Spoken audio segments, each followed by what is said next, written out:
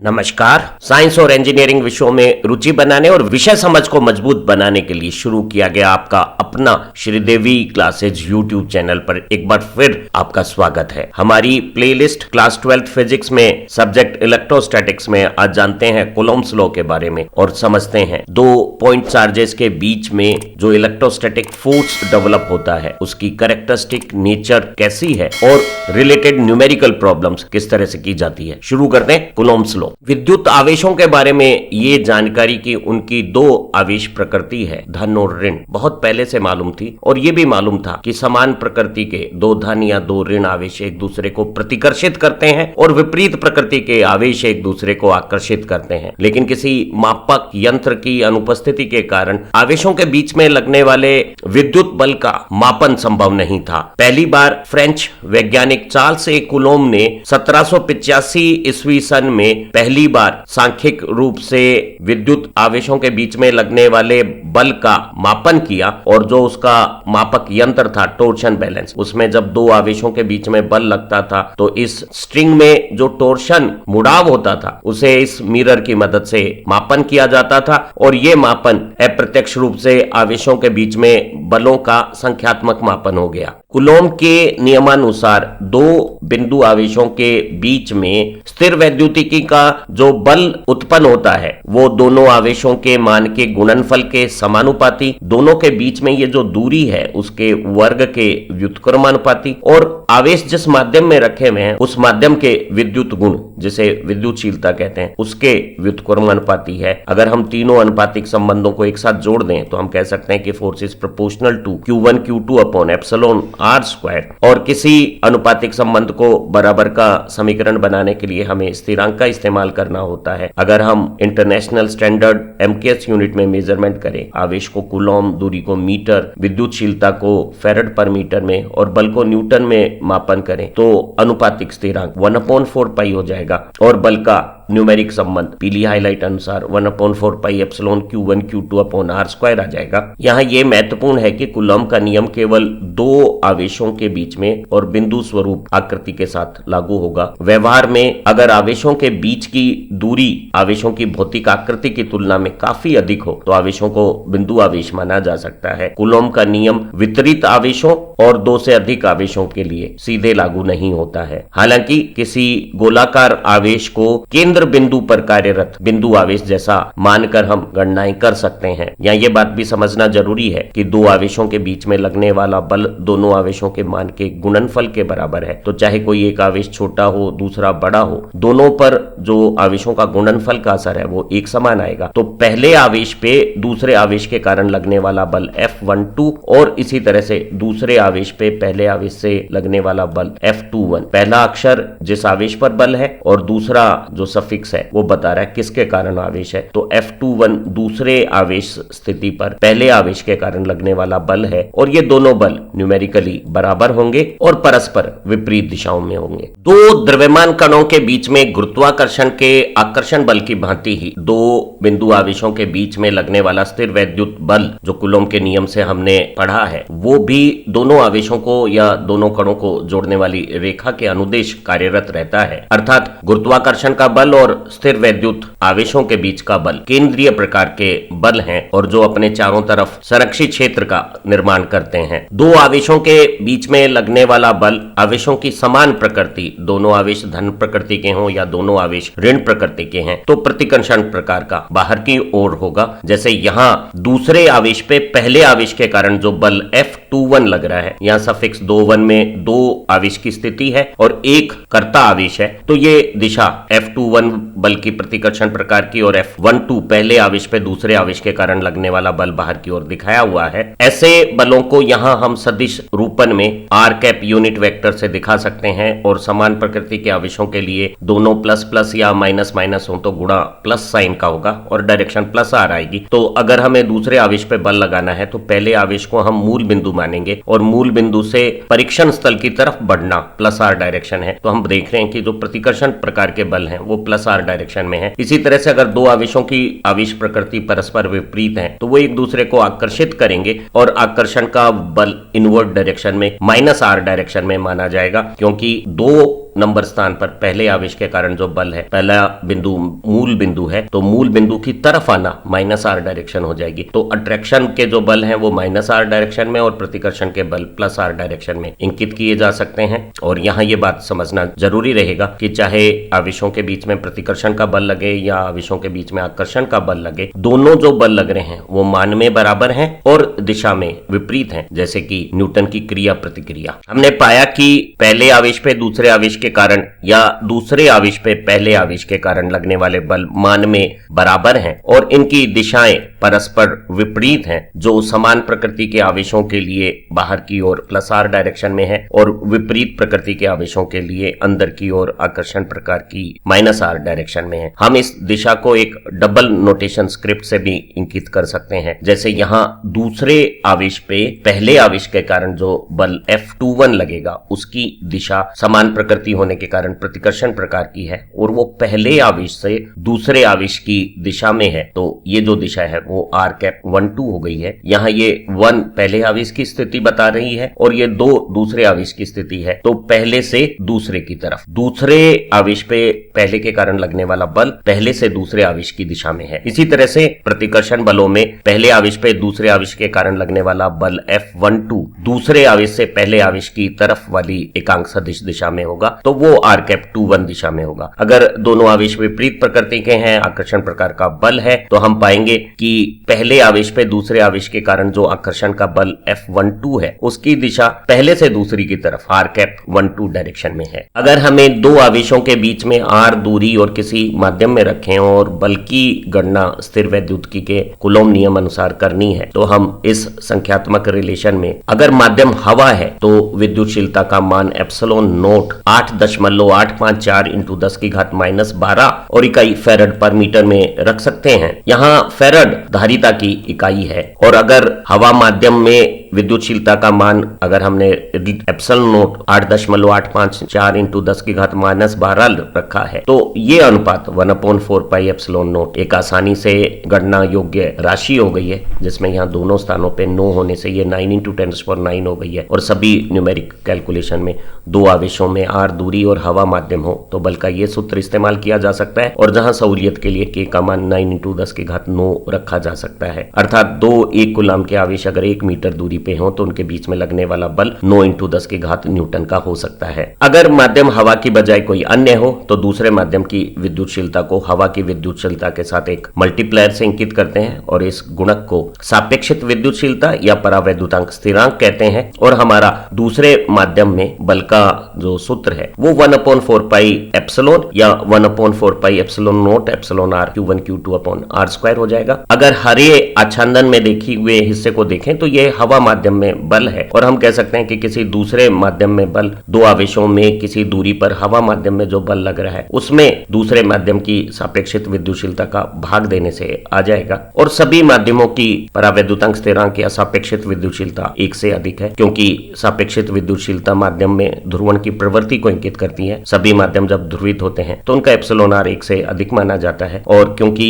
दूसरे माध्यम का बल विद्युतशीलता या सापेक्षित विद्युतशीलता के व्युत्क्रमानुपाती है, तो हम पाते हैं कि हवा की बजाय दूसरे माध्यम में बल हमेशा कम होगा। अगर माध्यम जल है जिसकी की सापेक्षित विद्युतशीलता 81 के आसपास है, तो हम पाते हैं कि जलीय माध्यम में दो आवेशों के बीच में लगने वाला बल हवा माध्यम की तुलना में 81 गुना कम हो गया है। और एक उदाहरण के तौर पे जो हमारा सामान्य लवण है NaCl नमक, वो हवा में आपस में जुड़े हुए Na और Cl आयन रखता है। जब उन्हीं आयनों को हम जल में विलय करते हैं तो ताप की ऊर्जा कमजोर बल को तोड़कर, क्योंकि वो 81 गुना कम हो गया है, Na आयन और Cl क्लोराइड आयन को सेपरेट आयनाइज्ड कर देती है। धातुओं के लिए सापेक्षित विद्युतशीलता का मान अनंत है और ऐसी स्थिति में जब यहाँ अनंत रखा जाएगा तो धात्विक माध्यम में हम पाएंगे कि बल 0 हो जाएगा। तो हम कह सकते हैं कि सभी चालक धात्विक माध्यम में आवेशों के बीच में स्थिर वैद्युत की विषय में किसी भी प्रकार के बल नहीं होते हैं। हम प्रश्नों को पहले अंग्रेजी भाषा में फिर हिंदी भाषा में समझेंगे और उसके बाद एक द्विभाषीय तरीके से उनके उत्तरों को समझ लेंगे। So what is force between two small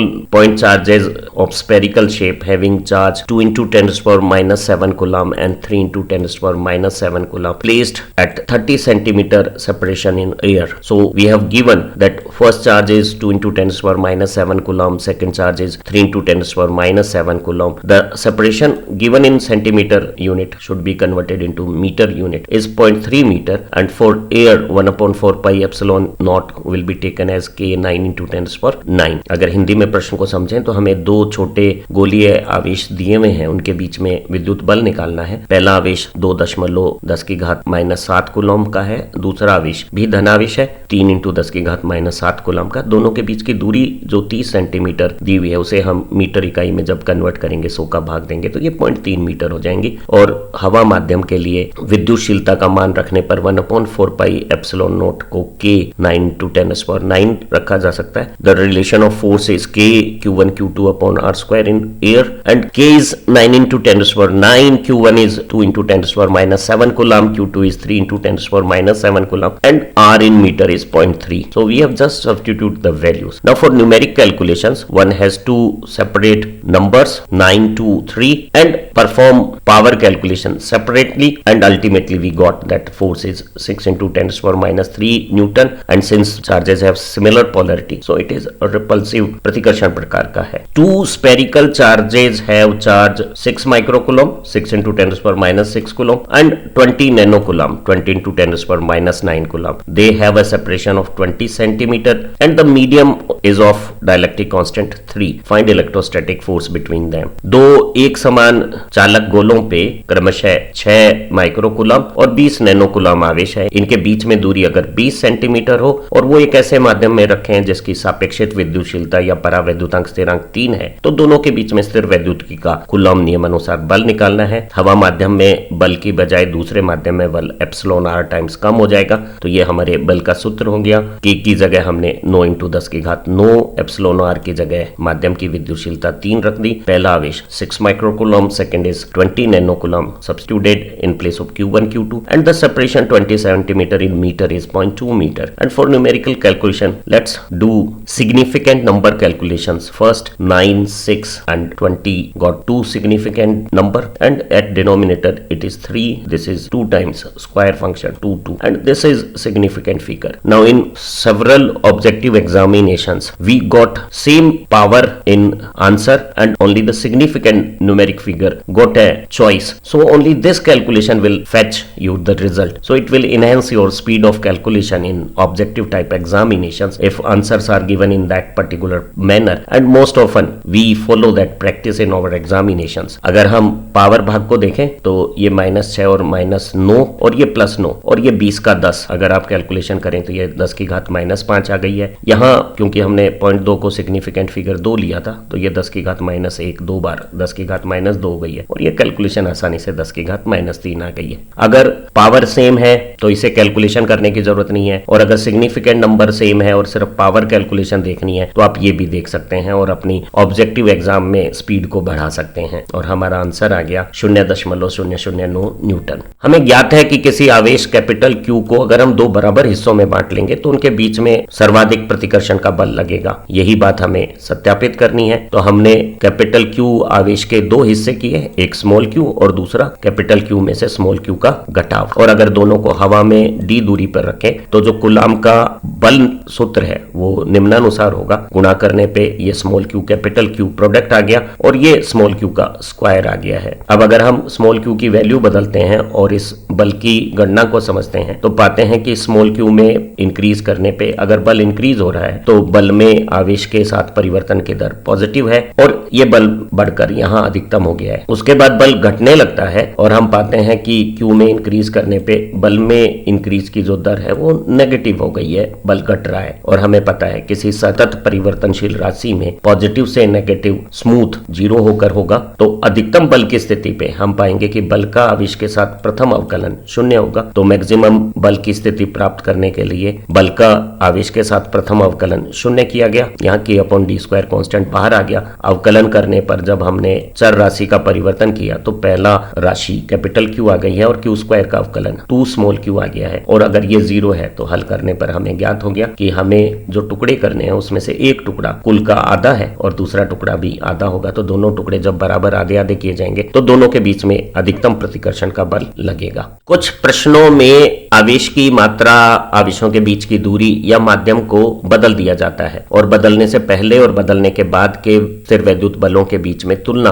करवाई जाती है। जैसे यहाँ इस उदाहरण में दो समान आकृति के जो गोलीय आवेश हैं उनमें एक का मान +6 माइक्रोकूलम और दूसरे का -2 माइक्रोकूलम है, उनमें कुछ दूरी है। ये दूरी दी हुई नहीं है, तुलना के लिए हम इस दूरी को कुछ मान लेंगे। इनमें आपस में संपर्क किया गया। जब संपर्क किया जाएगा तो इनका आवेश पुनर्वितरित होगा और दोनों समान विभव पाने के लिए नए आवेश की स्थितियां आ जाएंगी। और अब इनके बीच की दूरी पहले से अगर आधी कर दी जाए और वही माध्यम रखा जाए, हम माध्यम भी बदल सकते थे, नया जो बल परिवर्तन के बाद होगा उसे पुराने बल के साथ तुलना करनी है। तो हम शुरुआती स्थिति में बल का मान हवा माध्यम मानते हुए कूलम के नियम से निकाल सकते हैं। के को कांस्टेंट के तौर पे ले लेते हैं, दोनों के बीच की दूरी को r ले लेते हैं। पहला आवेश 6 माइक्रोकूलम और दूसरा 2 माइक्रोकूलम जब हमने रिप्लेस किया इस सूत्र में तो 6 और 2 का गुणा 12 हो गया है। ये घात -6 गुणा होकर -12 हो गई है और हमारा बल विपरीत प्रकृति के आवेशों के बीच में आकर्षण प्रकार का हो गया है इस संख्यात्मक मान के साथ। अब जब दोनों आवेशों के बीच में संपर्क किया है तो समान विभव की स्थितियों के लिए आवेश का पुनर्वितरण होगा। क्योंकि दोनों की आकृति एक समान है तो नई स्थितियों में दोनों के आवेश एक समान हो जाएंगे और आवेश संरक्षण के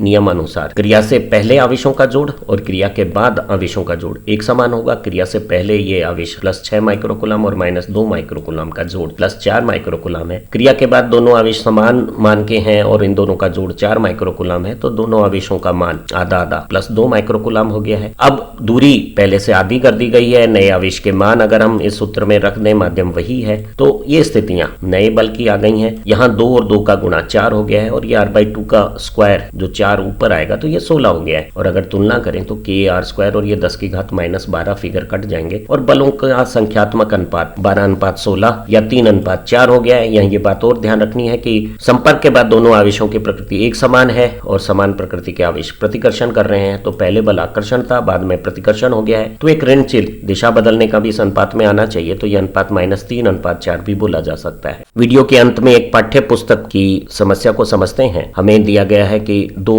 चालक गोले A और B का आकार और आवेश का मान एक समान है और इनमें किसी दूरी पर बल F है। एक तीसरा अनावेशित लेकिन समान आकृति के गोले को जब पहले आवेशित गोले से संपर्क में लिया गया है, उसके बाद इस नए गोले को तीसरे गोले के साथ संपर्क किया जाता है और बाद में तीसरा गोला तो हटा दिया जाता है और संपर्क में आए गोले A और B के बीच में उसी दूरी, उसी माध्यम के बीच में नया बल क्या होगा, ये पूछा गया है। तो यहाँ अगर दोनों गोलों पर पहले A और B पे आवेश अगर Q हो और दूरी R हो तो कूलॉम के नियम के अनुसार जो शुरुआत में उनके बीच में स्थिर वैद्युत बल है वो हो गया F = K Q1 Q2 upon R²। दोनों आवेश बराबर हैं तो ये KQ² अपॉन R² हो गया है। क्योंकि पहले गोले को तीसरे अनावेशित गोले से टच किया हुआ है तो दोनों पे जो कुल आवेश है वो केवल Q है और टच के बाद क्योंकि दोनों की आकृति एक समान है वो बराबर विभाजित होकर अब नई स्थिति में गोले A पे Q/2 आवेश आ गया है और जो अनावेशित गोला C था उस पे भी Q/2 आवेश है। उस गोले को जब दूसरे